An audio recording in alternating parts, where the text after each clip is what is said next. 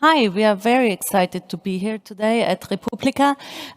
We already see Thimali in the picture, and next to me is Anna. Very welcome and so much thank you that you all join us.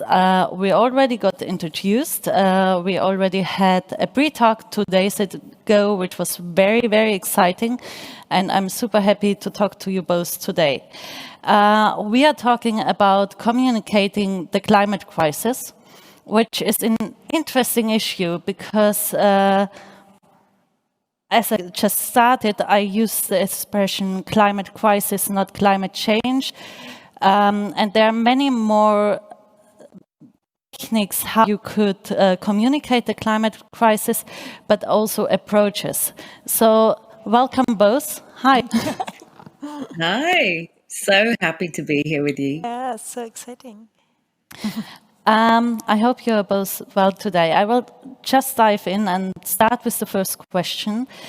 We spoke quite a lot the other day about the holistic approach, how much it's needed to show various voices of in the context of the climate crisis. So I will start with Thimali, asking you, you're the main producer of Mothers of Invention. Can you tell us a bit about the approach of Mothers of Invention and how you try to communicate about the climate crisis? Yeah, sure. It's a very unusual project, actually. It's not very straightforward editorial because we're also rooted in impact production, social justice impact production. So the project is on feminist solutions to the climate crisis. It's hosted now by myself, as well as the first woman president of Ireland, Mary Robinson, and Maeve Higgins, who is a comedian and a writer as well. We are talking to women all over the world who are standing on the front lines of the climate crisis. And so that means that we believe that they are also the best people to ask for solutions to the climate crisis as well. So in terms of our storytelling, we know that the data, statistics aren't going to be the way to communicate the climate crisis in the most effective way. So we use their stories as a means of being able to talk about solutions. Thank you so much. Anna, you are a filmmaker, as we've learned in the introduction. You now work for WWF in the media team. How is your approach to make the climate crisis more visible within this huge tank of an NGO, but also personal as a filmmaker? Oh, that's a huge challenge. I think, first of all, yes, I'm in this huge NGO, which is worldwide, and we have, of course, communication as strategy, and we are trying to influence political actors. So it's a very complex situation in which I act. So I'm not working as an independent filmmaker. I'm representing WWF, and how we try to make it visible is a challenge all the time. I think we're trying out everything we can. We're trying to be funny. We're trying to be very serious. We're trying to be make people cry. And I think it's always a balance, because I think there is this thing that climate crisis. When I started working for WWF, we were actually still talking about climate change. So this has already changed, and it's becoming more and more present. But I think we're trying to be provocative, but at the same time, we can't be too provocative. So I think that's different for Thimali, because you can say whatever you feel like saying. I think that's an interesting difference. And I feel personally that the challenge is that we want to tell the people that it is very dangerous, the situation, that we are in a crisis, but we don't want to depress people too much. We also want to give them hope. And I think it's always this kind of polarity in which we communicate. If we talk about polarity, we also talk about a polarity in reception of the climate crisis. Thimali, you're trying to feed in the podcast as many diverse voices all over the world from women to show that the climate crisis is already happening. But you're audience, on the other hand, is very Western. How does that work? How is the perception of these diverse voices? I think what we've found, at least, is important is to stay true to the argument. We are rooted in intersectional feminism, and so that means we believe that feminism includes Black and brown and Indigenous women and girls. It involves transgender folks. It involves gender non-conforming people, people with disabilities. It's everybody. So diversity is a common term that is used, but I definitely prefer equality. Because it's not just about people with, including people with placeholder traits.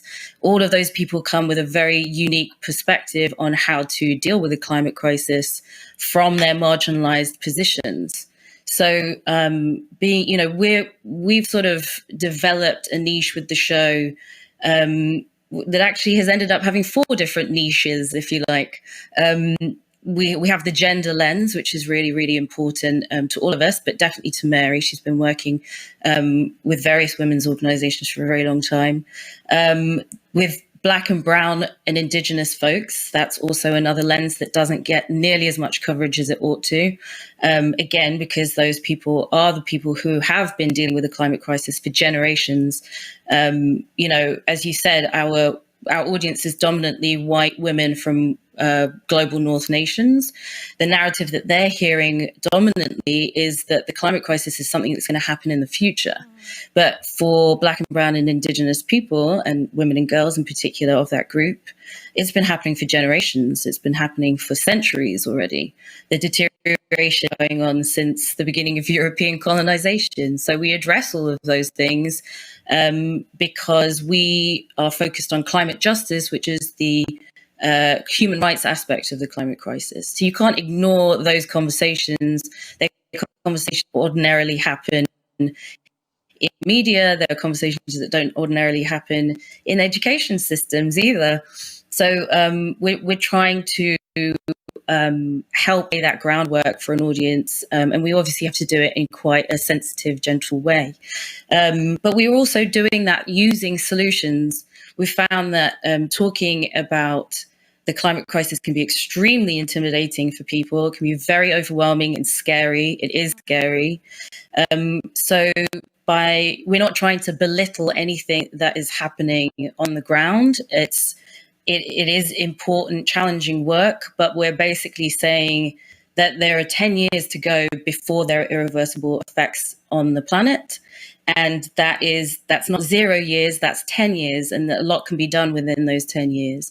So going to the women that we're talking to ask them what to do. Like, I don't know what to do, but I'm out there trying to ask these incredible women who are on the ground, who have the solutions, who have been surviving these issues for generations already, what to do. And then we use humor in a very light touch way, again, because we're not trying to belittle any of the issues, but we're basically saying, we're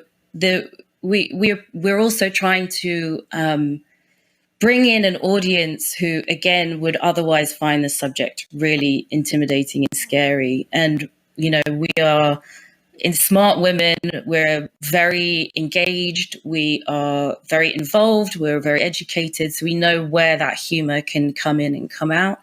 And we always stay respectful within it. But Maeve, I think people are very surprised when they hear that we've put Mary, former state leader, with Maeve, who is a comedian. But Maeve actually ends up bringing in a lot of the climate curious folks into the conversation. Anna, how is your experience on both levels? We will start with the equality or diversity levels. So I know that you often go to other places to bring awareness there. How is your approach in telling those stories? When I go to places, when I go to a place, I don't tell a story. I listen to a story. I try to be the observer. I try to be a human and a humble being, and I think it's always difficult because I go there as a white Western woman, and that already has a certain situation to it that I cannot delete, but I can try and just go there and try to, as you said, Thimali, I try to have them as the expert telling me what is the situation there. So it's a bit similar to what you said, actually. And how much you at the beginning you mentioned humor, that you try people to bring to make people laugh but also cry. I find it very interesting how humor plays a role in both of your work.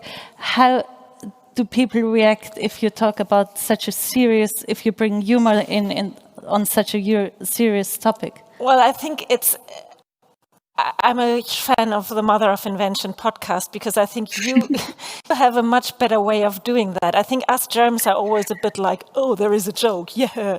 So I think I love your podcast because I think it has a great balance. So we're trying, but we're also failing a lot of the times. But I think it's still something worth doing, because I think it's, as you said, it's so scary and so overwhelming. I mean, we are about to kill humanity. So how do you deal with that on a psychological level? So we're trying that through, I don't know, we did silly stuff. I mean, like frying an egg in the car, showing that like it's so hot already you can fry an egg in the car, like silly stuff, right? But I think that's trying to take the heaviness out of it and as you say, also make it a bit approachable. And we are failing sometimes. It's not funny. We think it's funny and it's not funny. But and then, I think that was your question. So I do have another question for you. I know it's a bit tricky because in our pre-talk we found out that it's a very hard question. But could you, and I will start with Thimali, think of any positive ways of or what you would wish from media makers, how to make the climate crisis more visible, or which different approaches they could or should probably take into consideration to try out? Oh.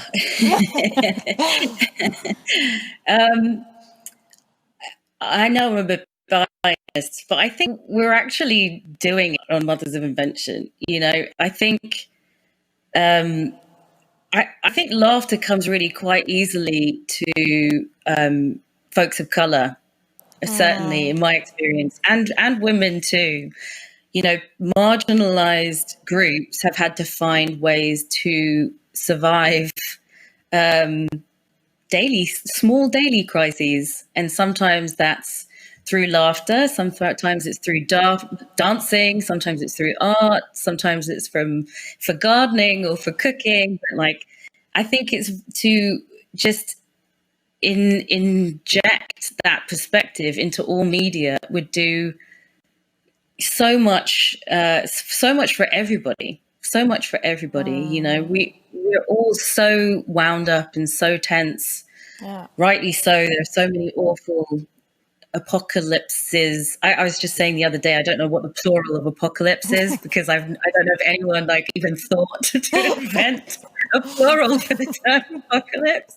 But you know, it's to be able to have multiple viewpoints in media would help the storytelling so much. I think we hear a lot of repeat perspectives.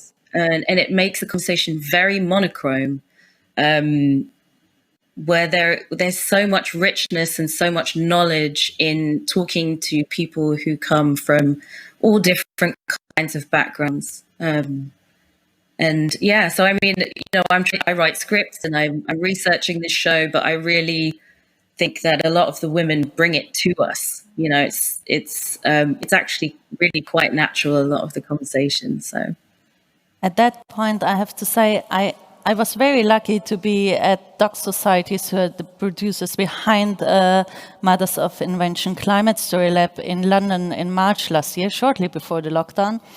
And one project that I found especially interesting there was the Climate Reframe project, where Doc Society started a database presenting many experts on the climate crisis, which would normally not find their way into media, telling the media there are other people out there than the normal suspects, which is, I think, we could do something similar in Germany as well and all over the world. I like that a lot. Yeah, that's true. We should do it. Yeah. We should start something like that. Everyone should do it. Yeah. If we talk about storytelling, if we think about challenges and limitations of storytelling in creating a really impact and really reaching people, what is, you do have a very critical view also, Anne, about storytelling itself. What are you personally the challenges, the limitations, but all the chances of storytelling in that context, in like getting people to really act on it? Yeah, I think that's oh my God, that's a good question. I you. don't really know the answer, but I think the challenge is that by now we know about the climate crisis. I think we hear about it every day almost.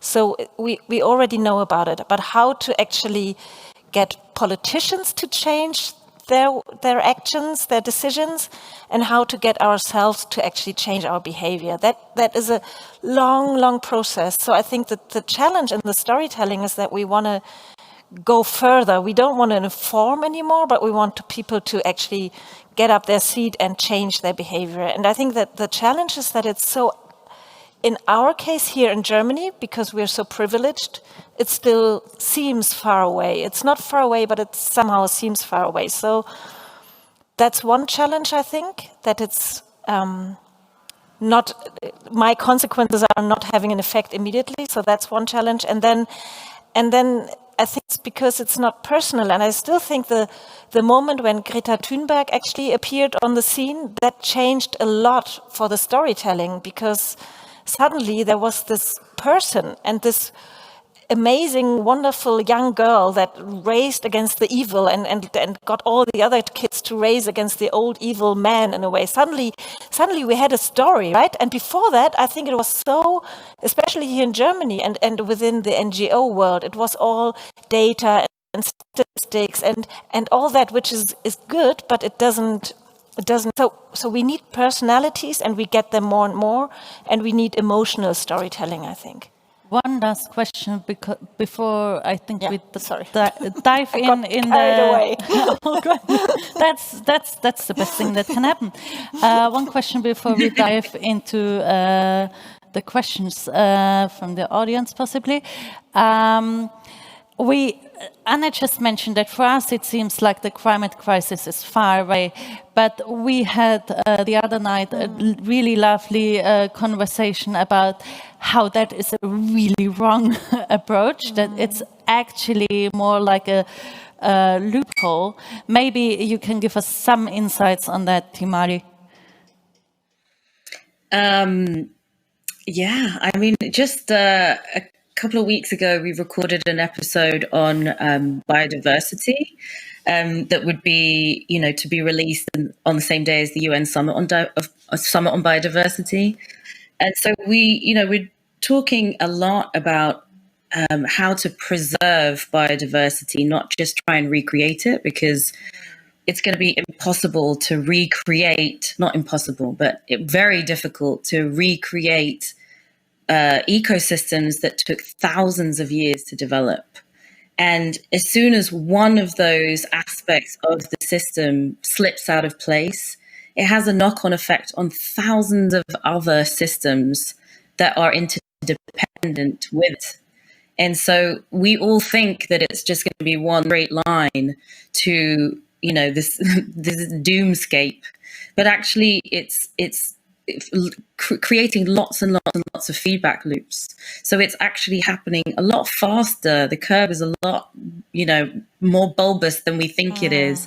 And so the urgency is so strong. And I really love what Anne was saying, because it's really true. I really think that the only way to, impress urgency and get people to do something is to make the stories as relatable as possible. Because you open the conversation, Anna, by saying, how do we, my audience is dominantly white women that live in the global north, but, I'm trying to tell the stories of Black and brown and Indigenous women all over the world. How do I connect these two people together, these two kinds of people together? And, I think there are lots and lots of ways to do that, but I think, and not all of them are successful, and some of them will be successful and some people over others. But for example, this season, we've been recording soundscapes. Like I reached out to both the women that we've had on the show and audience members as well to try and build community, not just an audience, but an actual community. And they're sounds of lockdown as everybody is stuck at home and their landscapes are changing around them, to sound record what they're hearing, how their sense of home is changing. And the women that we're featuring on the show are literally here to talk to me about home, about protecting home. And so by sort of juxtaposing both global north and global south soundscapes, where we escape outside of our walls and visit other places around the world at a time that we physically can't, it's sort of helping again close that gap and have people realize like we're actually so much closer to each other than we realize. I think that's a wonderful way to go into to welcome Enrique back and go into the questions. Right. So the first question we have is from Mamo. Doesn't having strong personalities like Greta also have drawbacks, because you can disagree with the person and this diverges the attention away from the crisis itself? Who wants to answer of you two guys? I can take it. Yeah. Well, I think it's yes, it can, but it brought it to the news headlines. I mean, I don't think that before that it was ever so much in the headlines. In my perception, I can say that. So whether I like Greta or not doesn't really matter. It's not relevant. It's the topic that's there. So I think that's secondary, and I think it's interesting how climate change is so emotional. I mean, we get a lot of feedback to our videos that saying that it's all fake and there is no climate change. So yes, of course, it creates drawbacks, but it opens discussion, I would say. To add to that, I would just say, Greta was the story that made it to headlines. Yeah. But I meet so many young people who predate Greta, who have been doing astonishing work for the climate movement all the time. But Greta's face is the one that made it, right? So I think, the person who commented is right to say that Greta is one perspective, and that's why it's so important that we continue to push as many voices as we possibly can, because it's going to take everybody. There is not one solution. It's not one person that's going to come save us. It's going to take all of us and all of our very unique perspectives to get it done. Yeah. Maybe a follow-up question from my side. So what do you think of heroines or heroines in climate storytelling? What role can they play? That's a very interesting question, because heroines is always very difficult. I would love to hear your both opinion on that. Sorry, were you saying heroine? Yeah, I was wondering as well. What does it mean? Like, what role play heroes? Yeah, like is female it heroes. good that we have heroes, or is it difficult to have heroes because they can also be brought down by little failures of themselves? Do we need a storytellers? Do we need the hero and the villain? Well, I think just to answer, I think with climate change, as I said, it helps to have that, because it makes it gives it a story, and a story needs a person who fights against the evil. It's it's the basic classic storytelling. So of course it helps, but it has its pitfalls as well, as you say. So I think, as you said, it was also it's a good entry, and then it needs all the others to come in. But it's a good. I do have a question for Thimali at that point. I think you're completely right that there were many amazing young people before Greta, and they're all over the world. There are amazing people. Why do you think that it was, in particular, this very angry Swedish woman that made it into the news lines? Well, I think it's a couple of things. I think because she is a young white European girl, definitely. We saw that when Vanessa Nakate, who is a Ugandan youth activist, who appeared with several other young white climate leaders at Davos last year, was clipped out of the photograph. So this perspective is still there that people of color, young people of color, don't have a legitimate or an articulate enough voice on these issues. So I think it's partially that. But I think the other side of it is just that Greta is exceptional. She is very emphatic. She's very straight to the point. She's really smart about the issues, as a lot of youth activists are. I meet so many brilliant young people, and who are constantly being condescended to because of their age, but they are so well informed. It's their future, isn't it? It's in their interest to make sure they know the fine details. But yeah, Greta is an exceptional, but also the media does a terrible job of representing diverse voices and giving them equal platform. So maybe the next question from YouTube. Yulsby asks, how do you think we can develop a common global language in order to jointly master the challenges worldwide? Oh, wow, that's a complex question. You go ahead. Go first? Thimali, a try?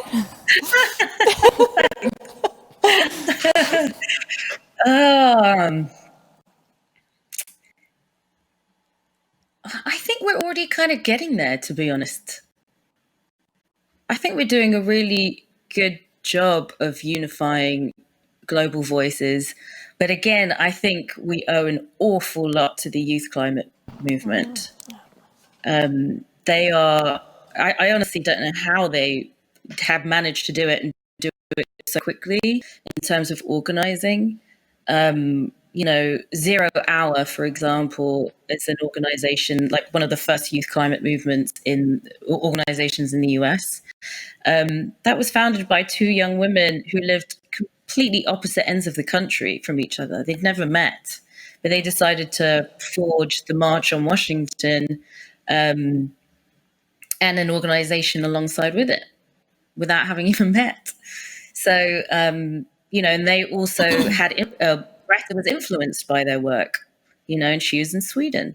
And I'm seeing youth climate leaders in Uganda, in Indonesia, in India, in Malawi, all over the place. So they are all finding ways to communicate with each other and organize. They're extremely well, they're getting prepared, and they're getting prepared for a long march with it.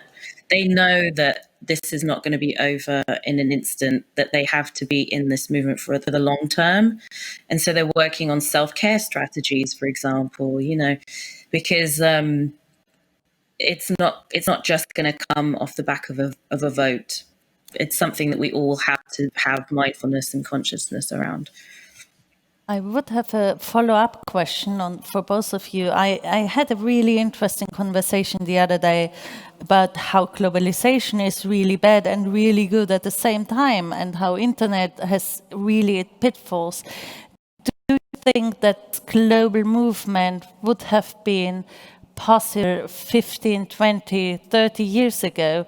Or is it the positive side of globalization that we really start to show solidarity because we suddenly have the means to communicate, but also to learn about other ways of living? I think it's the second. I think, yeah. I totally agree. I think it would have not been possible.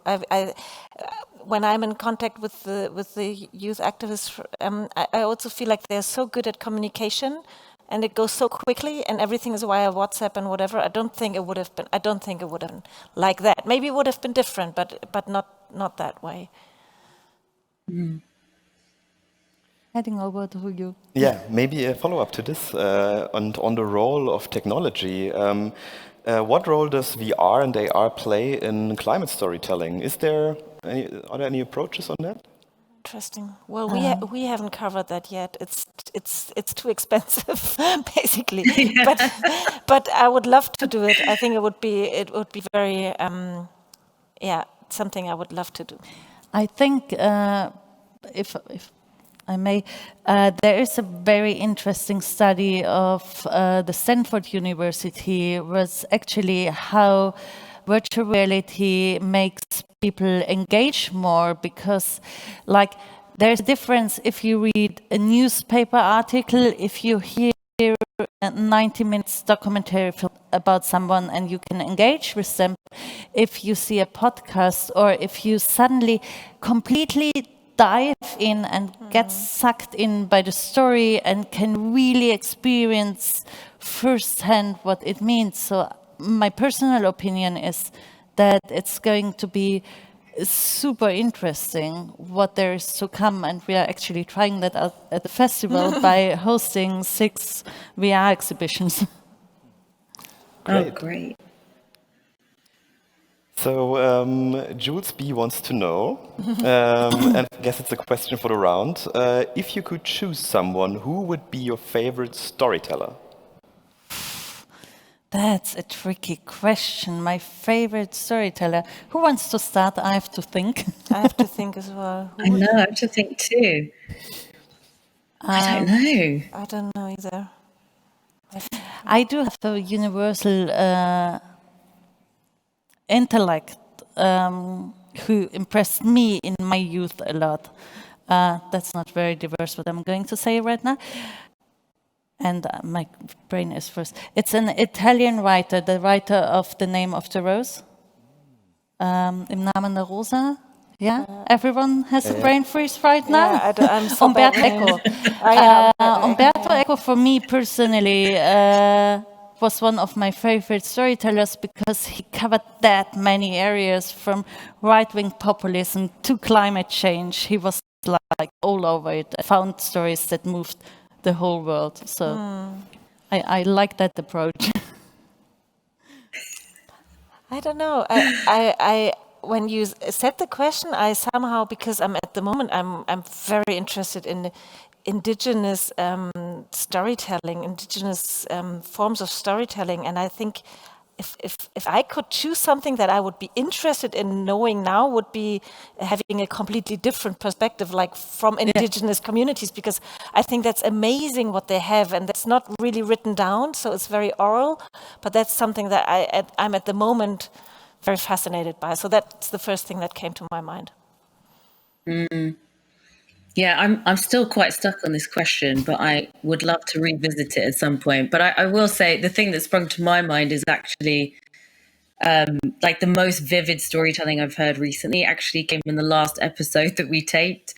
And a Palestinian woman living in the occupied West Bank who is using this heirloom seeds. She's protecting heirloom seeds from her region that are at risk of dying out completely.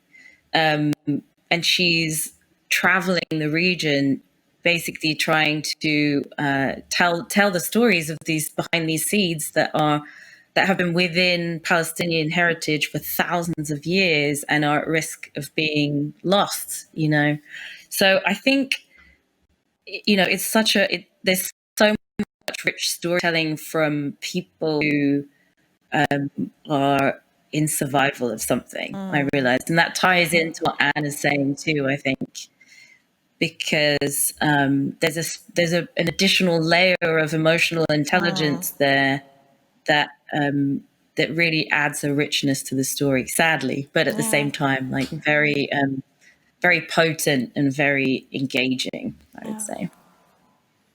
Oh, wow. I would love to continue this conversation. I had that already 2 days ago, and now the time is over, unfortunately. But you can listen to the podcast of Mothers of Invention. I really, really would recommend that. I think it's so great. I love it. and for me, I was told to do a last statement. And what I would love to give everyone, also why we did this panel today, is if you tell a story and you want to create impact, but you also want to take the climate storytelling on the next level, please think about climate justice and diversity, or better to say equality in the people that you choose. Show the stories, take the people emotionally, with humor, with sadness, with their hopes on a journey. And that is probably the thing that I took away over the last months, talking to many amazing storytellers. Yeah. And thank you so much both for joining. It was a pleasure talking to you. Vice versa.